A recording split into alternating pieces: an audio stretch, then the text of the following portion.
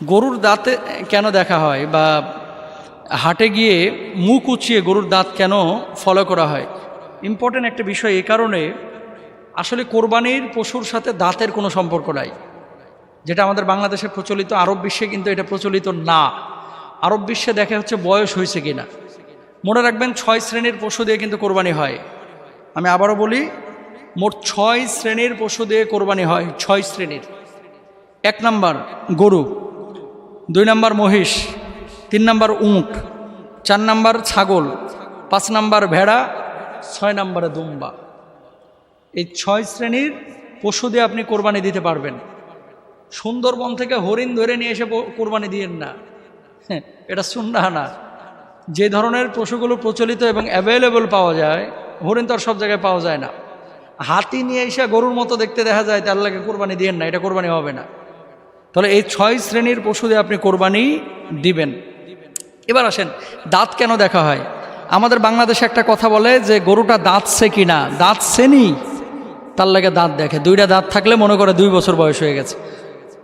পশুর সাথে সম্পর্ক হচ্ছে বয়সের। যদি বয়স হয় তাহলে কোরবানি দিতে পারবেন, বয়স না হলে কোরবানি দিতে পারবেন না। বকনা গরু হোক, ষাঁড় গরু হোক, তারপরে ইন্ডিয়ান গরু হোক, নেপালি গরু হোক, ভুটানি গরু হোক, যত গরু হোক আর মহিষ হোক, গরু এবং মহিষ দেখবেন 2 বছর বয়স হয়েছে কিনা। এখন আপনি বলবেন যে হুজুর, গরুর কি জন্ম নিবন্ধন কার্ড করা হয়েছে না?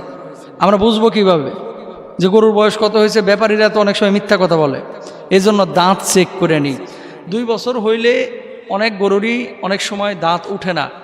আসলে 2 বছর বয়স হয়েছে কিনা এটা দেখলে বোঝা যায়। একটা গরু দেখলেই তো রুষ্টপুষ্ট বোঝা যায় তো যে গরুটা মানে কতটুকু কি। ঢাকা সিটির ভিতরে অনেক কসাইখানায় দেখবেন হয়তো বা 1 বছর বয়স হয়েছে গরুর, এটারে জবাই করে ফেলায়, খায় ফেলায়।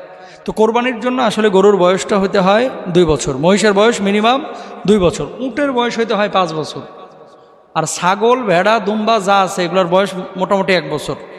তবে হ্যাঁ, এখানে ফকি মানে কি, ইসলামী আইনবিদ যারা, তারা একটা কথা বলেছেন, অনেক সময় 6 মাসের ছাগল দেখা যাচ্ছে এত মোটা তাজা, দেখতে 1 বছরের মতো মনে হয়, এই ছাগলটাকে আপনারা চাইলে কোরবানি করতে পারেন। তাহলে দাঁতের সাথে আসলেই সম্পর্ক নয়, সম্পর্কটা হচ্ছে বয়সের সাথে। আপনি যখন পশু ক্রয় করতে যাবেন, ক্রয় করতে গিয়ে এটা আপনারা খুব ভালো করে খেয়াল করবেন যে ওই পশুটার দাঁত ওঠার আগে বয়স হয়েছে কিনা, এটা ব্যাপারীর কাছে জিজ্ঞেস করেন, অথবা যারা বিশেষজ্ঞ তাদের কাছে জিজ্ঞেস করেন। নিখুঁত পশু আপনারা ক্রয় করার চেষ্টা করবেন। এত মোটা তাজা পশু অনেকে ক্রয় করে যে পশুটা নিজে হাঁটতে পারে না, হাড়ের রোগী। ধরেন গ্রামের কিছু গরু আছে, গাবতলি থেকে আমি দেখি যে মাহফিল শেষে যখন আমরা রাত্রিবেলায় বাসায় ফিরি, বিশেষ করে উত্তর অঞ্চল থেকে যখন গাবতলি হয়ে ঢুকি, ঢাকার গরুগুলো মূলত 2:30 থেকে 4:30 এর মধ্যে ঢাকা সিটির ভিতরে ঢুকে, মানে কসাইখানাগুলোয় চলে যায়, সরাইখানাগুলো চলে যায়। ছোট্ট ছোট্ট গরু গাবতলি থেকে চলে গেছে একেবারে বসিলা ব্রিজ, গাবতলি থেকে চলে যাচ্ছে একেবারে আপনার মানিকগঞ্জ, কি বলে মুন্সিগঞ্জ, গাবতলি থেকে চলে যাচ্ছে সিরাজদি খান, তারপরে আপনার এদিকে নারায়ণগঞ্জ। হাঁটছে 8 কিলো 10 কিলো, কোনো ক্লান্তি নাই, হাঁটছে, হয়তো বা কষ্ট হচ্ছে কিন্তু ক্লান্তি নাই, মানে চনমনে একটা ভাব। এরকম দেখে গরু কিনবেন। আর এমন কিছু গরু আছে 4-5টা ধাপ দিলেই মোটা মানুষের মতো হাঁপাইতে থাকে। তার মানে কি, এগুলো জোর করে মোটা করা হয়েছে বিভিন্ন মেডিসিন দিয়া, ইঞ্জেকশন দিয়ে।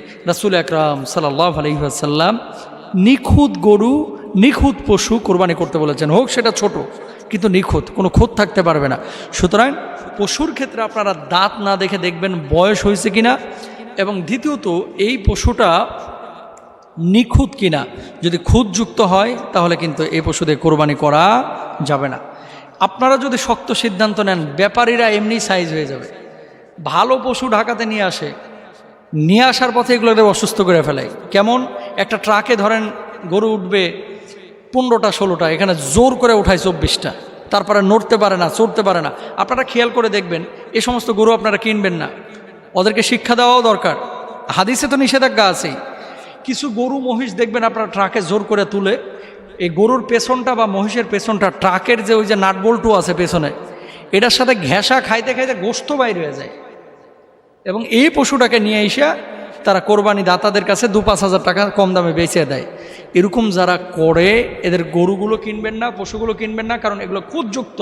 আর খুদযুক্ত পশু আল্লাহ রাসূল সাল্লাল্লাহু আলাইহি ওয়াসাল্লাম কোরবানি দিতে না করেছেন। শিং ভাঙা কোনো পশু কিনবেন না, দাঁত ভাঙা পশু কিনবেন না, জিব্বা কাটা পশু কিনবেন না, ন্যাংরা পশু কিনবেন না। ওই যে ট্রাক থেকে মানে 2 তলার সমান মনে হয় যে উঁচু, এরকম উঁচু ট্রাক থেকে ফাল দিয়ে গরুকে নামায়, অনেক সময় পাও ভেঙে যায়।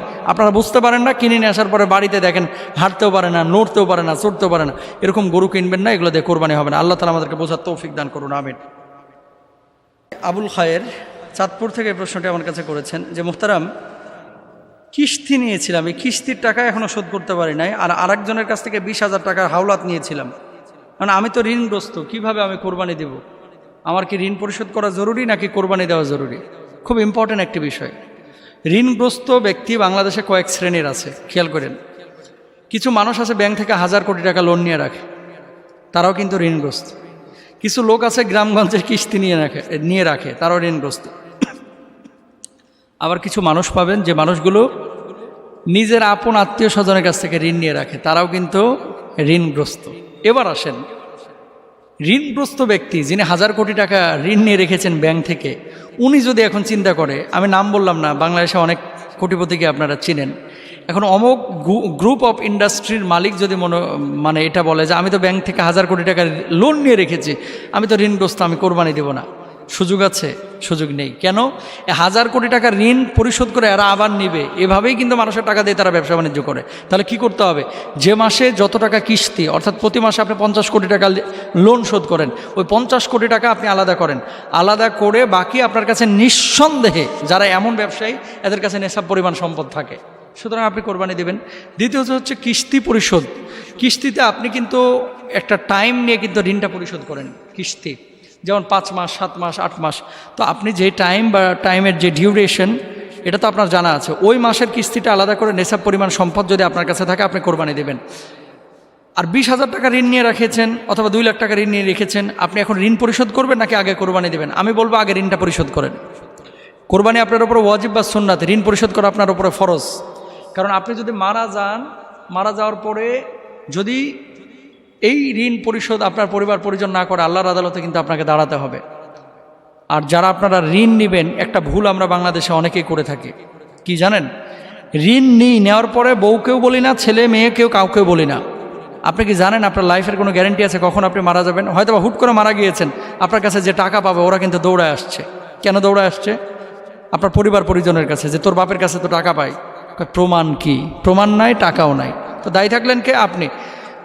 প্রত্যেকটা মানুষকে আমি আল্লাহ দোহাই দিয়ে বলছি, প্লিজ আপনারা যারা ঋণ নেবেন বা লেনদেন করবেন, দোকান থেকে বাকি খাবেন, আপনারা একটু পরিবার পরিজনের কাউকে বলেন যে অমুক জায়গা থেকে আমরা লোন নিয়েছি বা ঋণ নিয়েছি বা ওই লোকটা আমার কাছে টাকা পায়। তাহলে ঋণগ্রস্ত ব্যক্তি, আপনারা ঋণ পরিশোধ আগে করবেন যারা ক্ষুদ্র ঋণ আপনারা নিয়ে রেখেছেন, তারপরে কোরবানিটা দেবেন। আর এমনটা যদি হয়ে থাকে যে এটা মাঝে মাঝে নিই, মুদি দোকানে বাকি সব সময় থাকে, বা একজনের কাছ থেকে 5 লাখ টাকা আমরা সবসময় ঋণ নিয়েছি, সবসময় আমরা এমন নিই, শোধ করব, এরকম যদি হয়ে থাকে, আপনি কোরবানি দেন নেশাব পরিমাণ সম্পদ থাকলে। কারণ আপনি কন্টিনিউয়াস তো ঋণ পরিশোধ করছেন, আবার নিচ্ছেন, আবার শোধ করছেন, আবার নিচ্ছেন। এখন খেয়াল করবেন যে 10 তারিখ, 11 তারিখ, 12 তারিখে 3 দিন নেশাব পরিমাণ সম্পদ আপনার কাছে আছে কিনা। যদি থাকে আপনি কোরবানি করবেন, যদি না থাকে আপনি কোরবানি করবেন না। এরপরে আসেন, ঋণ পরিশোধ না করে কেউ যদি মারা যায়, তাহলে কিন্তু আল্লাহর আদালতে দাঁড়াইতে হবে। আল্লাহর আদালতে দাঁড়াইতে হবে। আল্লাহর আদালতে এই জন্য দাঁড়াইতে হবে কারণ এটা হকুল ইবাদ, বান্দার হক। আরেকজনের হক আপনি নষ্ট করলেন। রাসূল আকরাম সাল্লাল্লাহু আলাইহি ওয়াসাল্লাম বসে আছেন, এমন সময় আল্লাহর হাবিব সাল্লাল্লাহু আলাইহি ওয়াসাল্লামের কাছে একটি লাশ নিয়ে আসা হলো। আল্লাহর হাবিব সাল্লাল্লাহু আলাইহি ওয়াসাল্লাম বললেন, আমি তার জানাজার নামাজ পড়াবো না। কেন পড়াবেন না? আল্লাহর হাবিব বললেন, ওই ব্যক্তি ছিল ঋণগ্রস্ত, ঋণ পরিশোধ করে নাই, বিধায় আমি তার জানাজার নামাজ পড়াবো না। গ্রামগঞ্জে যারা সুদভিত্তিক কিস্তি আপনারা নিয়ে থাকেন অথবা লোন সুদভিত্তিক যারা নিয়ে থাকেন, আপনারা কোরবানির সাথে কোনো ধরনের সুদ সম্পৃক্ত করবেন না, সুদের টাকা সম্পৃক্ত করবেন না। অবৈধ বা হারাম উপার্জনে উপার্জিত কোনো অর্থ সম্পৃক্ত করবেন না। ঋণগ্রস্ত ব্যক্তি একজন মাংদাল্লাযী ইউকরিদুল্লাহ কারদান হাসানা, কোনো ব্যক্তিকে যদি আপনি ঋণ দেন, কোরবানির সময় দেখা গেল যিনি ঋণ নিয়েছিলেন আপনাকে ঋণ পরিশোধ করতে গিয়েছে, আপনি দেখলেন যে ঋণটা পরিশোধ করলে হয়তো বা সে আর কোরবানি দিতে পারবে না, আপনি কিন্তু এখানে ইহসান করতে পারেন, তাকে আপনি একটু সুযোগ দিতে পারেন যে ভাই তুমি তো টাকা শোধ করতেছই, তুমি ঈদের পরে টাকাটা শোধ করো, তুমি চাইলে কোরবানিটা দিতে পারো সওয়াবের নিয়তে। যদি এরকম ইহসান দেখান, আল্লাহ তাআলা আপনার প্রতি ইহসান করবে। আর ঋণ পরিশোধ করতে পারছে না কোনো মানুষ যদি দেখেন যে ঋণ পরিশোধ করতে পারছে না, আপনি তাকে মাফ করে দেন, আল্লাহ তাআলা আপনাকে প্রতিদান দেবেন ইনশাআল্লাহ তাআলা। এবং কিয়ামতে এমন প্রতিদান দিবে আল্লাহ তাআলা, আপনি খুশি হয়ে যাবেন, আপনি আল্লাহর প্রতি খুশি হবেন এবং জান্নাতে আপনি চলে যাবেন ইনশাআল্লাহ তাআলা। কারণ বান্দাকে ঋণ দেওয়া মানে আল্লাহকে ঋণ দেওয়া, বান্দার প্রতি ইহসান করা মানে আল্লাহর প্রতি ইহসান করা। ঋণগ্রস্ত ব্যক্তির কোরবানির বিধিবিধান আপনারা আশা করছি পেয়েছেন ইনশাআল্লাহ।